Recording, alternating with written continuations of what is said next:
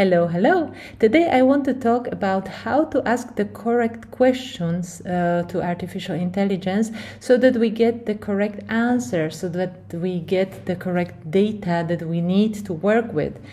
Let's say you ask artificial intelligence, give me the best cake I can get with chocolate and mandarin, and it will give you the wonderful cake, but it doesn't tell you how to do it, what kind of ingredients, that you need eggs, that you need mandarins, that you need flour and cocoa.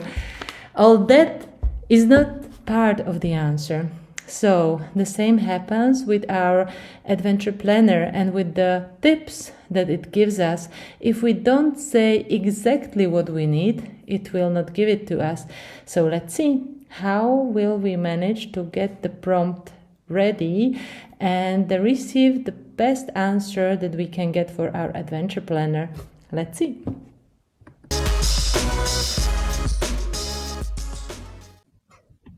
If we want to ask the perfect questions, we need to know what kind of response do we expect? What do we want to get back from AI?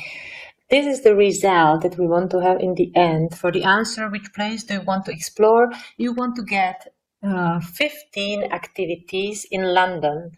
So 15 cards with different attributes in them. First of all, we can see there is a picture up front that we want to get. And on the other side, there is some kind of a title for the activity, visit the British Museum. There is a description of this activity, explore one of the world's largest museums. And when we click it, we want to get the website open for British Museum. So all in all, we want to get 15 items with a picture, with the title, with the description, and with the website.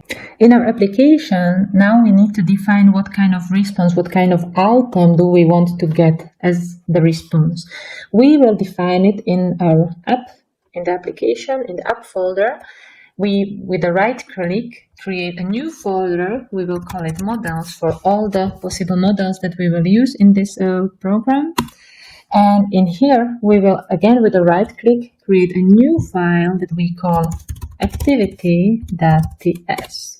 And here we will define an interface that will define for us what do we want to receive back 15 times as a description of the card that we will have. We will first write export because we want to share it with the rest of the program. Interface. Activity. This will define the item structure for us. And now what kind of attributes do we want to have there? So something called, let's say, activity. That would be the name of the activity. Then a description. That would be the description. The string type means it's some kind of text. Then we have a link that when we will click the card, we will open a website with this link. And then we have a link to a picture. But because we are not sure if we receive such a picture, we will ask it. We will write a question mark to it. So it doesn't have to be present. I will explain it later, but let's say we need to have the activity, we need to have the description, and we need to have the link, and picture not so much. So let's save it. Now that we define what kind of items do we want to get, let's redefine the prompt that we are using for the communication with AI. On default, we have something very, very generic. So please provide travel tips for destination, include best time to visit, top attractions, local cuisine, transportation tips, cultural customs to be aware of. This gives us something, but it definitely doesn't give us the items that we need and that we have defined. So let's remove it. And I can tell I have been already playing around with the prompt quite a lot. And this is the result that I will share with you, what kind of question it is best to ask. So, what should I do and see in London, this destination? So this is how we will integrate the destination in the question. Write me the list of top 15 activities without the title and in the JSON format. I will come to it in 1 second. With JSON objects. So this is the way how we want to receive it. that looks like this. And here what we can see is exactly the interface that we have defined here in the models. Activity is the activity name. Description is the activity description. Link is the website. I have tried to download the images or links to the images, and I have to say Gemini gave me something, but it didn't work. So basically, I didn't manage to find a way how to get live links to working images. So I will tell you in the next video about the way how we will get the images. But for now, we have the activity, we have the description, and we have the link from the response. And in the very end, I again write something that helped me to get the correct answer that we need. Something like, don't write JSON, the word JSON around it, just the array of the items.